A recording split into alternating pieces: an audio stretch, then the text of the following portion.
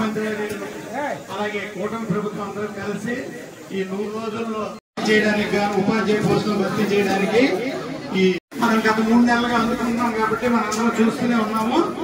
అలాగే land titling act అమలు దీని మీద కూడా చాలా మంది ఎక్కువగా ఆశించవచ్చని తెలియజేస్తూ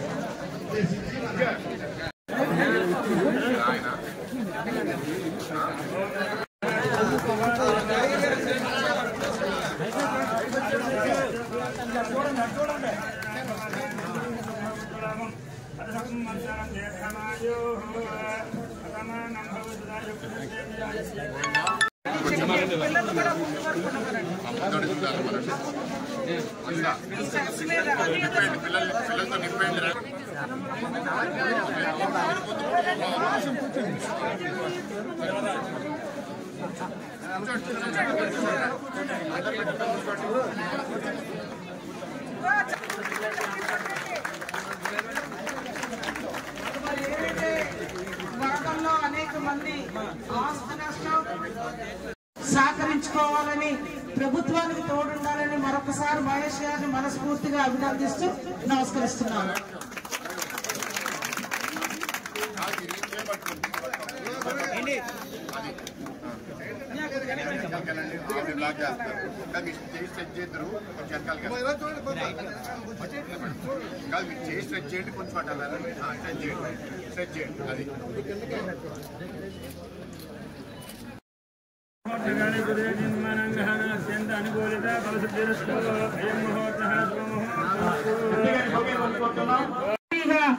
మన ముందు ఉన్న శ్రీ భరత్ బాబు గారు ఇవాళ ఇక్కడికి రావడం ఎంతో అదృష్టం.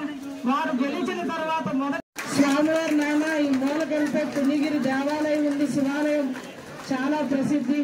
ఆ తండ్రి కూటమి ప్రభుత్వం ఏర్పాటు చేసుకున్న తర్వాత ఒక్కసారి ప్రజల వద్దకు వెళ్లి ఈనాటి ఉన్న రాష్ట్ర పరిస్థితులు, స్థితిగతులు, ఆర్థిక లోటు, ప్రజలకి ఇచ్చిన మాటకి కూటమి ప్రభుత్వం 100 రోజుల్లో ఏ పనులు చేయగలిగాం, చేయాల్సినవి ఏంటి, భవిష్యత్తు రోజుల్లో ఇంకా మీరిచ్చే సూచనల సలహాలతో ఒక ప్రణాళికతో ముందుకెళ్దామని, అదే దశగా మన రాష్ట్రంలో ఎన్నడూ జరగని ఒక విపత్తు, కృష్ణా గుంటూరు పరిసర ప్రాంతాల్లో వరద విపత్తు, 10 రోజులు మన కూటమి ప్రభుత్వం, మన గౌరవ ముఖ్యమంత్రి వర్యులు నారా చంద్రబాబు నాయుడు గారు 75 సంవత్సరాల వయసులో ఆయన వయసును కూడా లెక్క చేయకుండా బాధ్యతగా అధికారులతో అందరూ కలిసికట్టుగా 10 రోజుల వరదల్లో వరద ఏర్పడిన వెంటనే బయటకు వచ్చి ఏ దశగా అక్కడ ప్రజలను కాపాడి వాళ్ళ ప్రాణాలను కాపాడి వాళ్ళకి కావలసిన మౌలిక వసతులు, భోజన సదుపాయాలు, వైద్య సదుపాయాలు, మంచినీళ్ల సదుపాయాలు ఒడ్డులకి చేర్చి గ్రామానికి వెళ్తున్నారు, మా గ్రామానికి రావట్లేదు అని. అందుకే ఆవిడ చెప్పారు ఏంటంటే కాదు మిగతా గ్రామాలకు కూడా తీసుకెళ్తారని. తప్పకుండా వెళ్తాము.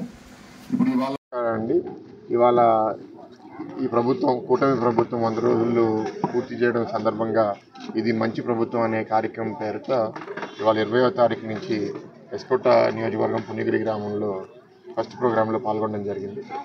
100 రోజుల్లో ప్రభుత్వం చేసింది ఏంటి అని 100 ఐటమ్స్ మేము మొన్న బాబు గారితో కలిసినప్పుడు అన్నీ లిస్ట్ అవుట్ చేశారు.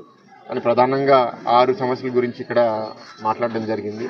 అది పెన్షన్ పెంపుదల అవనివ్వండి, ల్యాండ్ టైటిలింగ్ యాక్ట్ రద్దు చేయడం అవనివ్వండి, అన్నా క్యాంటీన్లు రాష్ట్రవ్యాప్తంగా ప్రారంభించడం అవనివ్వండి, లేకపోతే మన వరదల వల్ల వచ్చిన తర్వాత మనది ఎట్లా మళ్ళీ రాష్ట్రాన్ని మళ్ళీ తిరిగి కాలు మీద నిలబెట్టాము, ఇట్లా అన్నిటి గురించి మాట్లాడి ఇక్కడ ఈ నియోజకవర్గంలో మేము అభివృద్ధి ఎట్లా చేయబోతున్నాం అంటే ఇక్కడ ఉద్యోగాలు తీసుకొస్తాము, పెట్టుబడులు తీసుకొస్తాము, ఆ రోడ్డు 4 లేన్ చేస్తాము, ఇది విశాఖపట్నం జిల్లాలో చేర్పించాలనేది ఇక్కడ ప్రాంతవాసుల కోరిక మేరకు మేము కూడా అది ప్రభుత్వంకి దృష్టికి తీసుకెళ్ళి గతంలో కూడా ఇది చేస్తామని చెప్పాం. కాబట్టి అదొక లక్ష్యంగా తీసుకుని మొదటి సంవత్సరంలో అప్పుడు పూర్తి చేయాలనేది మా కోరిక.